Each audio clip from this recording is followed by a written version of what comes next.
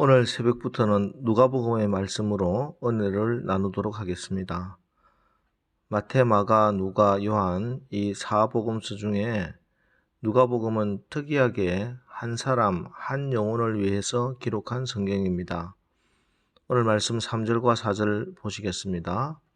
그 모든 일을 근원부터 자세히 미루어 살핀 나도 데오빌로 각하에게 차례대로 써 보내는 것이 좋은 줄 알았노니 이는 각하가 알고 있는 바를 더 확실하게 하려 함이로라. 여기 데오빌로 각하라 하는 사람이 나오는데 이 사람에 대해서는 알려진 바가 거의 없습니다.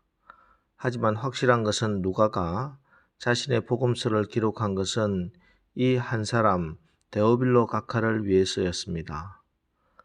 한 사람, 한 영혼의 믿음이 자라도록 하기 위해서, 이 불신자 한 사람을 주님 앞에 제대로 세우기 위해서 누가는 근원부터 자세히 살펴서 복음서를 이렇게 길게 상세하게 기록하고 있는 것입니다. 그런데 놀라운 것은 누가복음이 끝이 아니라는 것입니다. 데오빌로 각하에게 차례대로 써 보내는 것이 좋은 줄 알았노니, 여기 차례대로라는 이 말을 미루어 생각하면 누가복음이 끝이 아니라 그 다음 차례도 있다는 뜻이겠지요. 누가복음이 끝이 아니고 그 다음이 있다면 그게 무엇인가? 그것은 바로 사도행전입니다. 사도행전 1장 1절 2절 데오빌로여 내가 먼저 쓴 글에는 무릇 예수께서 행하시며 가르치시기를 시작하신부터 그가 택하신 사도들에게 성령으로 명하시고 성천하신 날까지의 일을 기록하였노라. 여기서도 데오빌로가 등장합니다. 내가 먼저 쓴 글이라 하는 것이 바로 이 누가복음을 가르칩니다. 여러분 놀랍지 않습니까? 누가복음은 장장 24장입니다. 사도행전은 28장입니다. 합쳐서 총 52장입니다. 이 길고 방대한 글을 누가는 데오빌로 한 사람, 그 한 영혼을 바로 세우기 위해서 기록했습니다.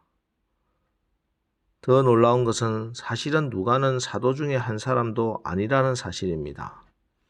마태복음은 예수님의 제자 마태가 유대인 공동체 안에 있는 유대인들을 위해서 기록한 책입니다.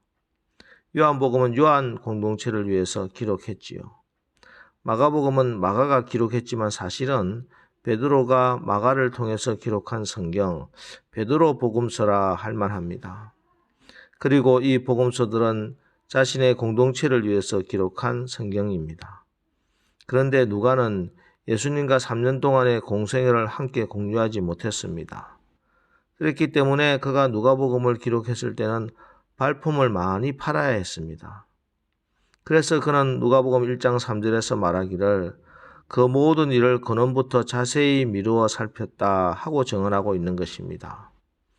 이 성경을 쓰기 위해서 누가는 예수님을 만난 사람들을 직접 만나서 예수님의 이야기를 들었을 것이고 최초의 복음서인 마가복음도 참고했을 것이며 예수님의 제자들을 통해 예수님 이야기를 들었을 것입니다. 그렇게 해서 모은 자료로 한 사람 데오빌로를 위해서 예수님이 이 땅에 오셔서 하신 일과 공생의 사건과 예수님이 고난받으시고 죽으시고 부활하시고 성천하신 일까지를 누가복음을 통해서 기록한 것입니다. 뿐만 아니라 누가는 예수님이 이 땅에서 전하신 복음, 예수님이 하신 말씀, 예수님의 하나님 나라가 전 세계로 어떻게 퍼져나가는지를 직접 보고 싶었습니다. 그래서 누가는 예수님 성천 이후에 일어났던 예루살렘 교회의 역사도 기록합니다. 그리고 하나님께서 택하신 이방을 위한 사도 바울과 함께 동행했습니다. 바울이 안디옥 교회에 파송을 받아서 1차, 2차, 3차 전도 여행을 수행할 때 그 길에 누가가 함께 수행하지요. 누가의 직업은 의사였습니다. 그는 의사로서 사도 바울의 건강을 돌보면서 함께 복음의 자리를 동행했던 믿음의 사람입니다. 그리고 그는 직접 경험한 놀라운 복음의 현장, 구원의 현장을 사도행전으로 기록해서 데오빌로 각하에게 전합니다. 예수님이 예수님의 이 복음은 유대 땅에만 머물러 있는 복음이 아닙니다. 이 복음은 전 세계를 위한 복음이고 특별히 당신 같은 이방인을 위한 복음입니다. 라는 의미로 데오빌로에게 적어 보냈습니다. 우리는 여기서 한 영혼을 위한 그 영혼을 사랑하는 구령의 열정을 봅니다. 그래서 누가복음을 읽어보면은 물론 다른 복음서도 마찬가지이지만 누가복음에는 특별히 한 영혼, 특별히 이방인, 가난한 자, 소외된 자 그런 사람들에 대한 그 영혼 사랑의 마음을 더 애절하게 느낄 수 있습니다. 자, 그러면서 오늘부터 우리가 누가복음을 읽어가면서 은혜를 나눌 건데 먼저 우리 자신에게 한번 질문해 보십시오. 나는 한 영혼을 위해서 이토록 열정적이었던 적이 있는가? 너무 쉽게 저 영혼을 포기해버리지는 않았는가? 한 사람을 전도하기 위해서 마음을 품었는데 오랫동안 기도했는데 그 마음이 움직이지 않습니다. 그러면 우리는 쉽게 포기해버립니다. 또 한 영혼을 전도하기 위해서 그 사람을 두고 기도도 하고 또 섬기기도 하고 성의를 보이고 정성을 다했는데 그런데 잘 되지 않습니다. 그러면 저 사람 하나님이 택한 사람이 아닌가 보다 이렇게 생각해 버린 적은 없었습니까? 16절 17절 말씀입니다. 이스라엘 자손을 주 곧 그들의 하나님께로 많이 돌아오게 하겠습니다. 그가 또 엘리야의 심령과 능력으로 주 앞에 먼저 와서 아버지의 마음을 자식에게 거스르는 자를 의인의 슬기에 돌아오게 하고 주를 위하여 세운 백성을 준비하리라. 천사는 세례 요한이 많은 사람들을 하나님께로 돌아오게 할 것이다 라고 말해줍니다.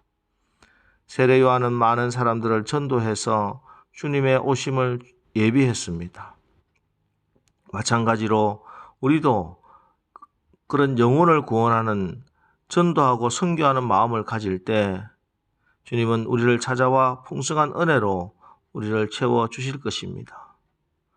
여러분, 이 땅에서 가장 위대한 일을 한 사람이 누구입니까? 우리나라 최고의 애국자가 누구입니까? 바로 복음을 전한 사람입니다. 지금부터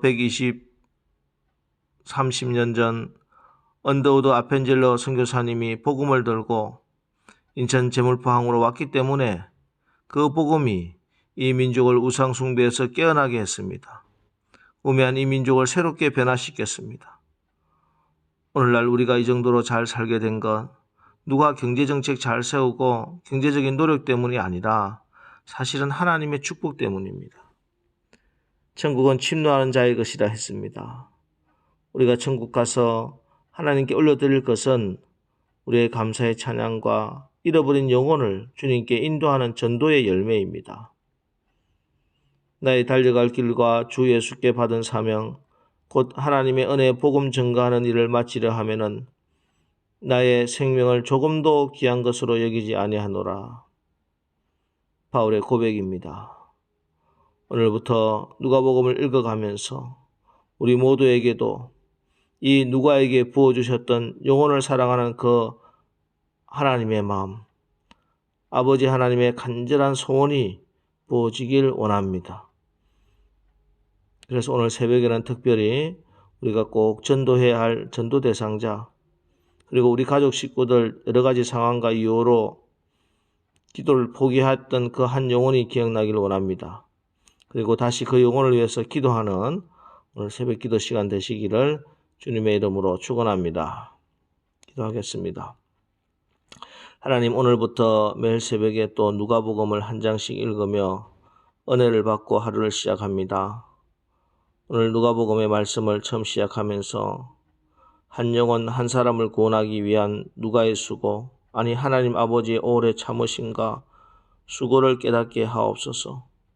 그리고 우리에게도 이 누가에게 부어주셨던 그 영혼 사랑하는 아비의 마음을 부어주시고 다시 우리의 전도 대상자를 위해서 특별히 아직도 구원받지 못한 내 남편, 내 가족, 친지들 있다면은 그 가족의 구원을 위해서 이 시간 더 간절히 기도할 수 있도록 성령이 말할 수 없는 탄식으로 우리를 위하여 친히 간구하여 주옵소서.